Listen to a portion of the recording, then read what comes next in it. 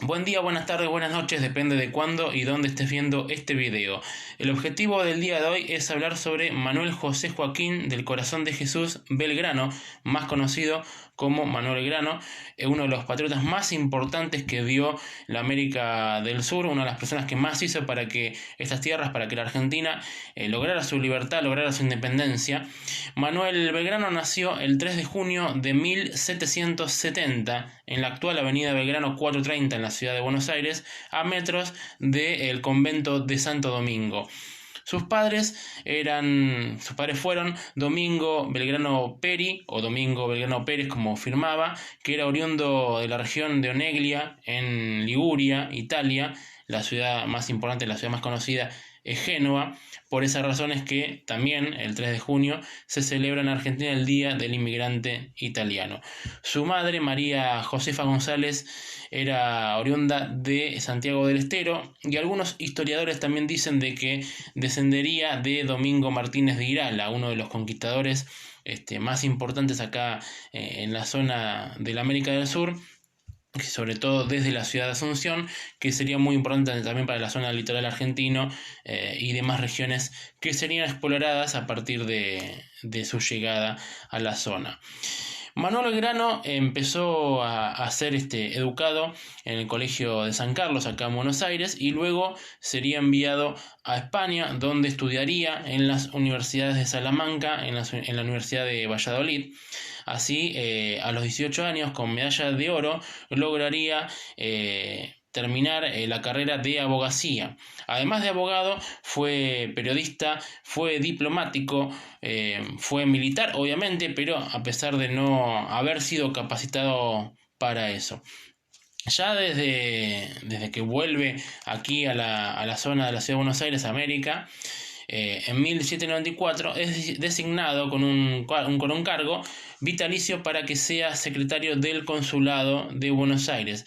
Desde ese lugar haría todo lo posible para empezar a crear un montón de escuelas, un montón de distintas cosas que eran bastante avanzadas para la época. Si bien, obviamente, como el Reino de España era muy centralista y no le gustaba, digamos, que haya cosas nuevas, no pudo concretar demasiadas de sus ideas, pero a pesar de eso logra que se arme una escuela de náutica, que se arme una escuela de dibujo, de geometría, de aritmética, para que obviamente todas las personas pudieran educarse, porque uno de sus maestros, que había sido Campomanes allá en España, le había inculcado eso, que la educación era el arma más importante para una persona. Hasta incluso tenía tales ideas avanzadas como que hubiera una escuela para mujeres, porque en esa época, claro está, no había educación, o por lo menos no en masa, para las mujeres. Obviamente todas estas ideas, como les decía recién, algunas se concretaron, otras no, y estas escuelas que se crearon más o menos para el año 1799 serían cerradas unos años después, porque la corona española consideraba de que era un lujo superfluo para la corona. Belgrano, a medida que pasan los años, también empieza a incursionar en lo que es el periodismo. De hecho, participa del primer periódico de acá de la zona de Buenos Aires, del Virreinato, que es el Telégrafo Mercantil, rural, historiográfico, político del Río de la Plata. Esto va a ser desde el año 1801 a 1802. Van a haber más de 200 números de este periódico, en el cual se esbozaban críticas, obviamente no muy claras, pero críticas al fin a la corona, y había un montón de situaciones como sátiras, y una gran educación que se daba también a partir de este periódico. Belgrano, cuando había estado en Europa también, uno de los papas en ese momento, Paulo VI, lo que le permite es leer un montón de bibliografía, un montón de libros que estaban considerados prohibidos, entre ellos incluso las ideas de Rousseau, de Montesquieu. También se logra empezar a instruirse en las ideas económicas de Quesnay, y bueno, como les decía recién, con Campomanes y con un montón de políticos y de maestros más, También logra ser influido por la Revolución Francesa, que se produce en 1789, y poco a poco va generando en su pensamiento estas ideas de libertad, estas ideas de liberalismo. Muchos hablan también de que tenía en su pensamiento político progresismo, pero sin dudas era un hombre muy adelantado para su época. Luego de que pasa el telégrafo mercantil, también participa en un montón de otras publicaciones, de manera de agricultura, más adelante lo que va a ser un código de comercio también para acá la zona de Buenos Aires, y se va instruyendo también en lo que es la parte militar, ¿no? Cuando estaba el virrey Sobremonte, lo manda también a que se involucraran en el tema, porque creía con fundamento de que la ciudad iba a ser invadida por los ingleses. Belgrano al principio mucha importancia no le da a la parte militar, cosa que después él reconocería de que había estado mal, porque cuando llegan los ingleses, en la primera invasión inglesa, en junio de 1806, rápidamente él, como muchas otras personas, son obligados a capitular y bueno, son obligados a jurar como una fidelidad a la corona inglesa, y tiene que irse a la banda oriental, al Uruguay. Después de que es reconquistada la ciudad por Santiago Liniers, Belgrano vuelve y ahí se involucra también en lo que son las milicias, empieza a formar parte del cuerpo de patricios, y tiene una importancia en lo que es la segunda invasión inglesa en 1807, donde es uno de los oficiales y lucha junto con un montón de personas más para repeler nuevamente los ingleses, que es lo que se consigue.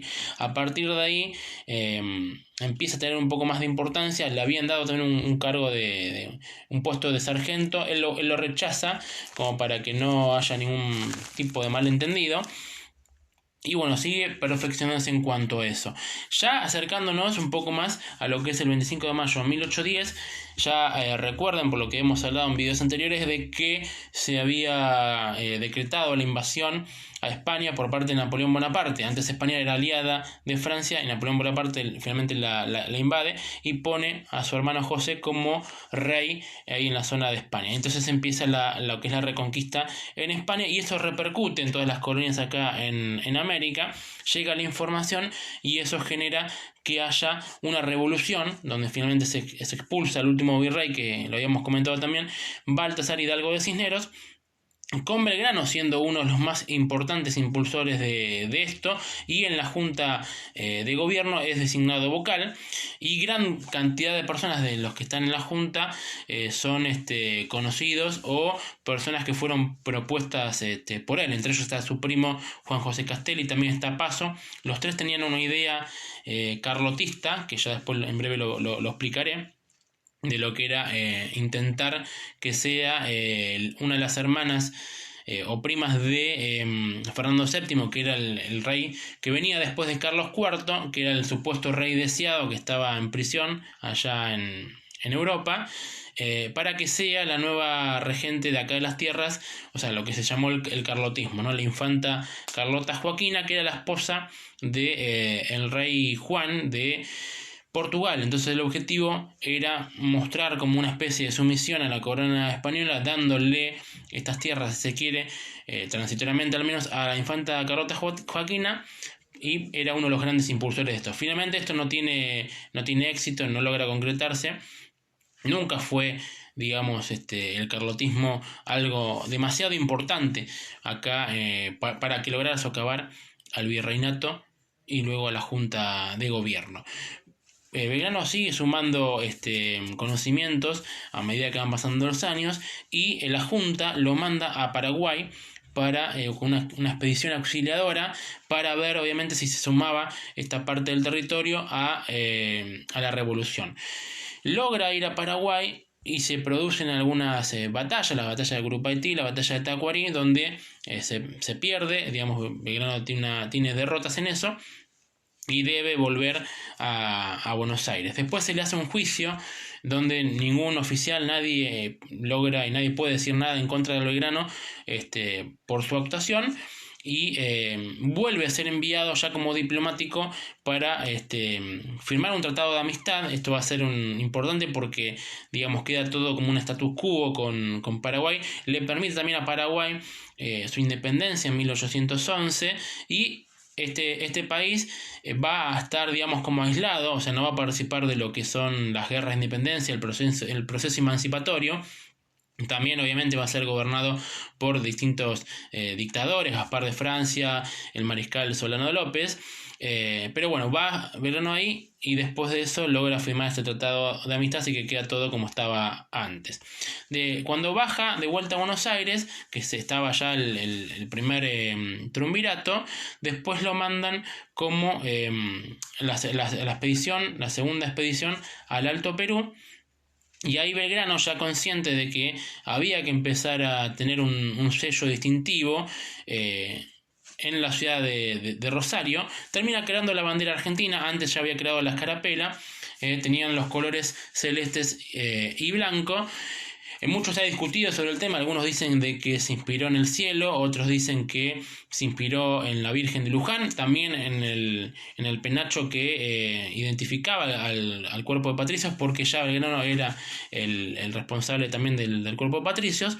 Pero lo más probable es que para intentar algo intermedio, para que nadie dijera en ese momento que ya lo querían las Provincias Unidas, buscaban automáticamente la independencia, fue tomar los colores de la Casa de Borbón, que era la casa que reinaba en España de 1700, y los colores más o menos los habían empezado a usar en 1767, por ahí, que eran celestes, celeste azulado y blanco plateado, ¿no? Entonces como que también esa es una posible versión.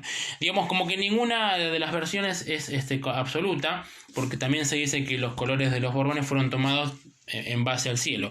Entonces no hay una concreta certeza de qué es lo que inspiró a Belgrano, pero lo más probable es que haya sido esto que le comentaba recién.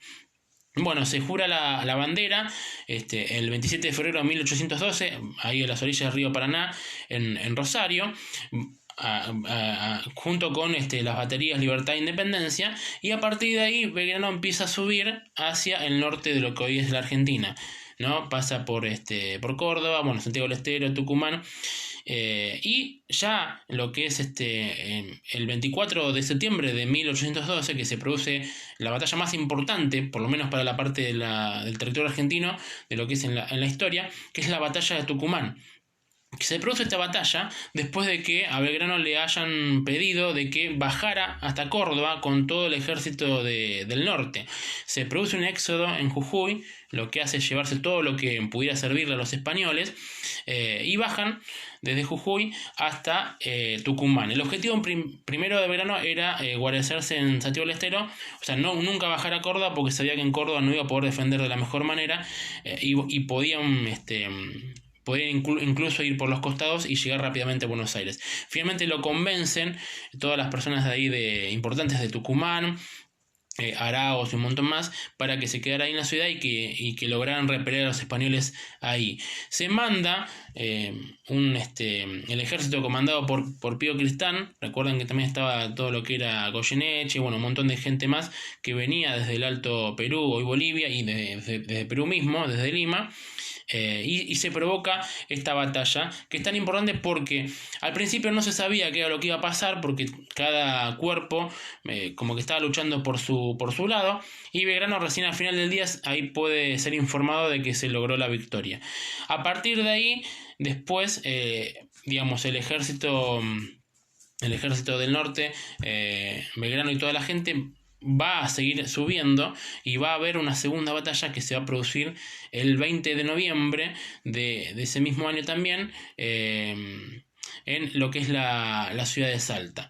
Esto también es muy importante porque es la primera vez que flamea la bandera argentina ahí en Salta. Recuerden de que el primer triunvirato le había dicho a Belgrano de que guardara la bandera, que la destruyera, él la guarda para usarla en un momento dado, ya cuando se produciera la primera victoria nacional.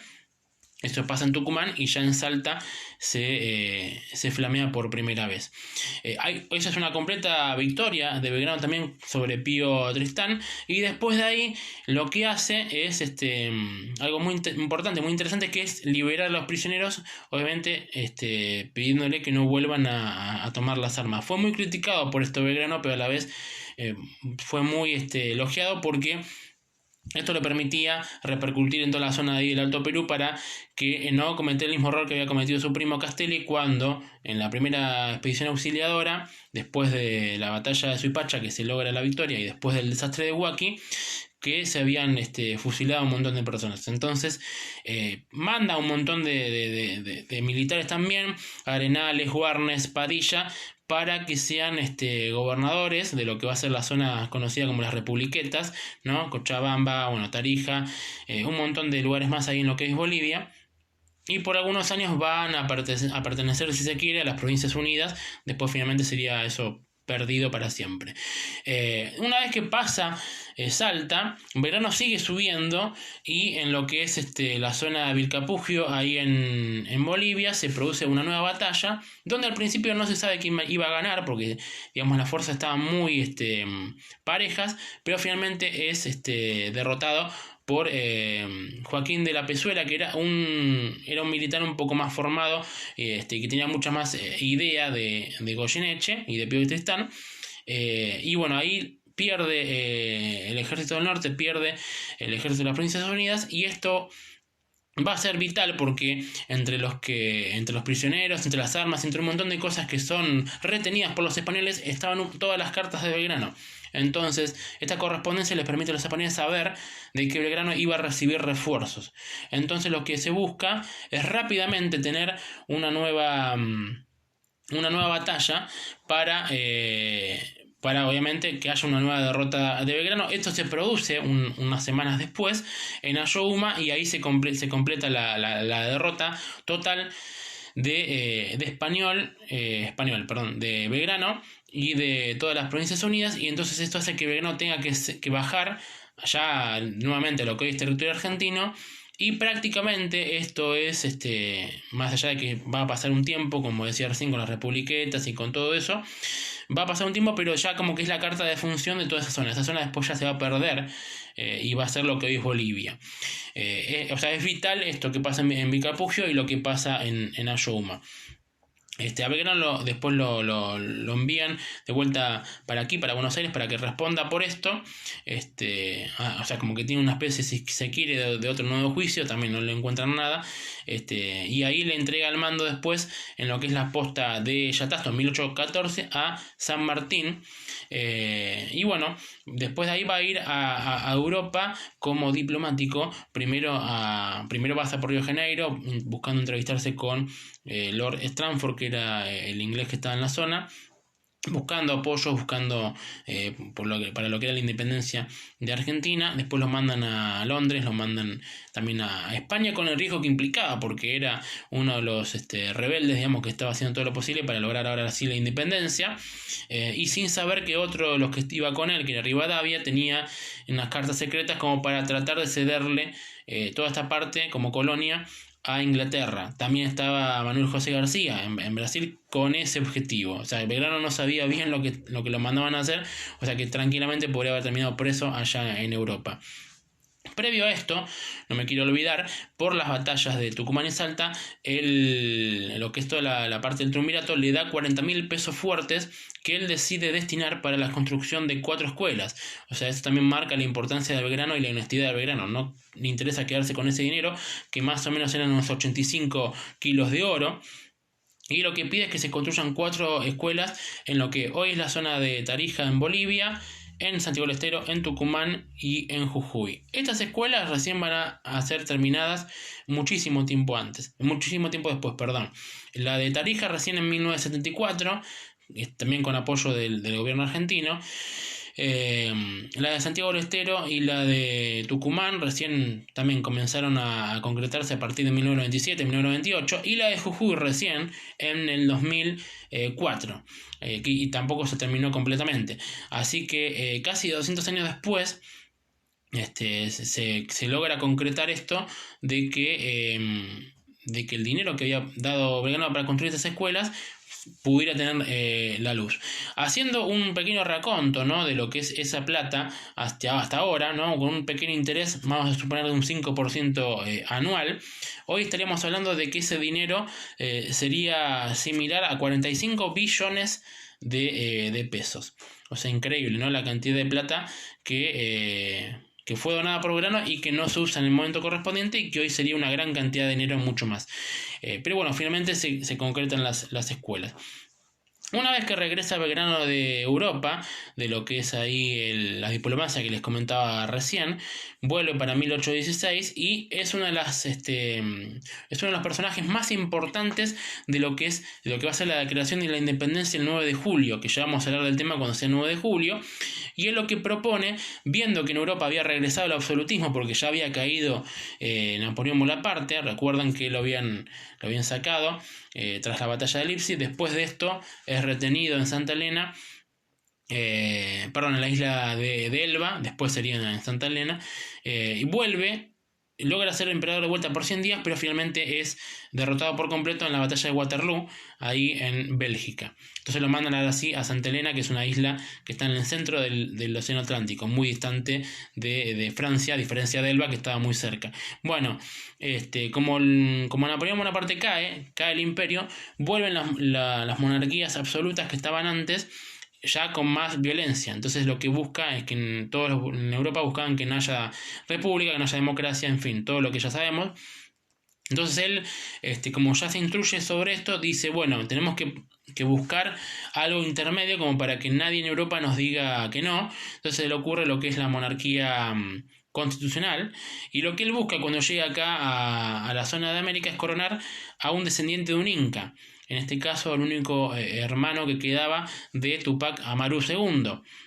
Bueno, esto no lo concreta, no se puede concretar porque no es apoyado, pero finalmente se decreta la independencia el 9 de julio de 1816, que va a ser importante para que después San Martín, con su campaña a Chile y al Perú, ya pueda ir con una declaración de independencia de lo que es acá las Provincias Unidas de hoy Argentina, y pueda seguir liberando países. A su vez, antes a Belgrano también lo habían mandado a Uruguay, y en su momento también designa a Artigas como segundo ahí en Uruguay, pero después de ciertas rencillas que hay, no por Belgrano, sino por los que siguen después, que va a estar también Álvarez Thomas, que va a estar Rondó, bueno, van un montón de personas más que van a ser directores supremos también, que ya estaba el directorio. Lo que genera es que Uruguay, la banda oriental, no mande diputados para lo que es Tucumán, y eso también va a repercutir en el futuro, porque Uruguay también va a ser separado de lo que hoy es Argentina, ¿no? O sea, tenemos Paraguay, tenemos Bolivia, tenemos Uruguay, por su lado Chile, que ya estaba con su capitanía y que va a ser liberado por lo que es San Martín, y por otro lado también tenemos a Brasil, que con el imperio va a tener todo su territorio bien defendido, bien guarecido, y también va a tener su independencia mucho más adelante, pero no va a perder territorio. Entonces esto que era gobernado Brasil por Portugal se va a mantener unido, a diferencia de las Provincias Unidas, que van a empezar, como les decía, a desmembrarse. Finalmente Argentina va a quedar con la mitad de territorio de lo que eran todas las Provincias Unidas. Bueno, luego de esta declaración de la independencia, a Belgrano lo vuelven a designar como líder, como jefe del ejército del norte, pero obviamente sin recursos, porque esto es algo importante también decirlo, nunca tuvo recursos, nunca le mandaban nada prácticamente, no le mandaban ni armas, ni dinero muy poco dinero para pagarles a los soldados, la comida se lo tenían obviamente arreglar entre ellos. Entonces, al no tener tantos recursos, lo único que le queda es quedarse en lo que es la ciudadela ahí en Tucumán, o sea, tratar de mantener el territorio ahí en la zona norte. Recuerden que también estaba Güemes, como tapón, como escudo que hablamos hace unos días, para que San Martín también pudiera ir a Chile y a Perú, y él poder estar ahí en la zona de Salta, Jujuy. Bueno, a Belgrano permanentemente lo mandan a que repelir ataques en la zona litoral de los caudillos y todo eso, porque ya la relación de Buenos Aires, que era muy centralista, estaba de una forma muy muy violenta con todas estas personas de Santa Fe, Estaninos López, por ejemplo, bueno, después va a ser Ramírez también en Entre Ríos, varias zonas, y él lo que hace, trata de no cumplir, digamos, el pedido concretamente, hace todo lo posible como para hacer como que lo cumple, porque su objetivo no era atacar a hermanos también de estas tierras. Y bueno, así poco a poco va a llegar a sus últimos días, a sus últimos momentos. Es importante, antes de esto, de hablar de su muerte, de lo que decía San Martín, de él, ¿no? Cuando se juntan ahí en Yatasto, que se abrazan después de tanto tiempo, con muchas cartas que se mandaban. Él recuerda de que, bueno, Belgrano no tendrá el conocimiento militar de un Bonaparte, de un Moró, pero es lo más importante que tenemos en la América del Sur. Y vaya si lo fue, porque así como San Martín sería importante, muy importante para lo que es Argentina y para todo el Cono Sur, para toda Sudamérica, Belgrano lo fue porque si no hubiese logrado esta batalla de Tucumán, esta batalla de Salta, quizás la guerra de independencia hubiese sido muchísimos años más, o incluso argentino no sería lo que soy, a lo mejor si hubiese sido perdiendo territorio. Así que es muy importante lo que logró Belgrano sin conocimientos, sin un gran conocimiento militar, ¿no? Porque tuvo que formarse en batalla. Ya centrándonos en su muerte, él venía siendo aquejado por un montón de enfermedades porque en sus idas a Europa, en sus distintos momentos en las campañas, en el Alto Perú, en la zona norte de Argentina, y va a terminar falleciendo por un edema, por una hidropesía, que es la retención de líquido, pero también había tenido malaria, había tenido paludismo, había tenido un montón de enfermedades que se iban acentuando con el paso de los años. Él fallece con 50 años, o sea, bastante joven para incluso lo que era la época, porque si bien en la época obviamente no tenían la edad que tenían ahora, las personas, obviamente fallecían mucho antes, pero es bastante joven para lo que era la época. Muere el 20 de junio de 1820 y ese día es conocido como el Día de los Tres Gobernadores. Había una anarquía total en Buenos Aires porque por un lado estaba Ramos Mejía, por otro lado estaba Soler, por otro lado estaba el mismo Cabildo, que buscaban gobernar las tierras, y ya había una anarquía total, que eso iba a decretar que todas las provincias se empezaran a gobernar cada una por su lado, o sea, una autonomía. Por eso también es que el año de 1820 es el año, el bicentenario de la provincia de Buenos Aires, ¿no? Que va a ser gobernada después por Soler, después mucho más adelante por Rosas, también va a estar gobernado en su momento también por Piamonte, bueno, por varios más, y por Dorrego. Entonces es importante esto, ¿no? De que Belgrano no logró ver, digamos, la completa libertad, la completa independencia de estas tierras, pero casi que sí, y fue muy importante para esto. Así que hay que recordarlo como un gran padre de la patria. Tuvo dos hijos, por un lado Pedro Pablo, que nació en 1813, pero nunca lo reconoció, que después tiene el nombre también de Pedro Pablo Rosas y Belgrano, que es que lo había tenido con una pariente de Encarnación Escurra, la mujer de Rosas, y que sería educado por Rosas, y después tiene una hija ya más cerca de su muerte, en 1819, que la había tenido con una chica de Santiago del Estero, con una chica de Santiago del Estero, Tucumán, no me acuerdo bien ahora la provincia, pero es por ahí, Liendo, que también, bueno, esta sí la llega a reconocer, que es Manuela. Y después, años después, cuando ya tiene su mayoría de edad Pedro Pablo, él había pedido a la gente que se había quedado con el chico, que les reconociera quién era él, que les comentara quién era él, y que después pudiera encontrarse con su hermana, que finalmente después se terminan encontrando con su hermana. Así que bueno, esta es la historia de Manuel Belgrano, un patriota muy importante para todo lo que fue la zona de acá de Argentina. Seguramente me he olvidado muchas cosas, así que si me olvido de algo y quieren saber algo más, pueden comentar ahí abajo en el video. Pero es vital esto, ¿no? De recordar a nuestros próceres, porque aparte Belgrano terminó en su más absoluta pobreza. O sea, Belgrano, que venía de una cuna, si se quiere, un poco más de riqueza, con su padre que tenía recursos en su nacimiento y demás. a medida que van pasando los años, lo da todo por la patria y se queda sin nada. De hecho, tiene que darle un reloj de oro que le había dado el rey Jorge III de Inglaterra para pagarle a su médico Joseph Reigid por todo lo que había logrado, por todo lo que había hecho por su salud. No se lo quiere aceptar primero el reloj, pero después se lo pone en su mano, se lo termina aceptando, y cuando muere tienen que usar una parte de mármol de la casa del hermano de Belgrano para usarlo en la lápida. Así que también habla un poco de la pobreza que había en ese momento para lo que era Manuel Belgrano. También no me quiero olvidar de un par de cosas más, porque antes de que llegara a Buenos Aires, desde allá de Tucumán, lo llegaron a detener, o sea, no, porque obviamente como se subleva después el ejército del norte y ya no respetaba ni siquiera las órdenes de Belgrano, casi llegaron incluso hasta intentar engrillarlo, ponerle grilletes. Eso lo logra evitar Joseph Reigid. Y después también, cuando se subleva el ejército del norte fue después en Arequito, en lo que es Santa Fe, y ahí se disuelve en 1819. Y después ya cuando llevaba mucho tiempo de muerto, que sus restos están en el convento de Santo Domingo, también ahí en la ciudad, cerca de donde nació, tanto los ministros estábamos hablando en 1900, al inicio de 1900, Joaquín B. González y Pablo Riccieri, cuando se abre la lápida para ver los huesos de Belgrano, se quedan con dientes de Belgrano. Después hay un escándalo público y demás porque se llevan los dientes.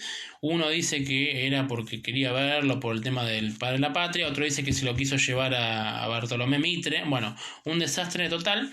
Obviamente después tuvieron que devolverlos y demás, pero eso marca también la falta de respeto que hubo también con Manuel Belgrano. Pero nosotros tenemos que recordarlo como lo que fue: un gran padre de la patria, un tipo que fue desprendido, que hizo todo lo posible cuando le tocó estar, incluso sin tener los conocimientos que debería, y que vivió de forma austera y sin ser injusto. Siempre buscó ser una persona justa. Así que, bueno, les mando un fuerte abrazo para todos, que terminen bien el día. Viva la patria, viva Argentina, seguimos en contacto.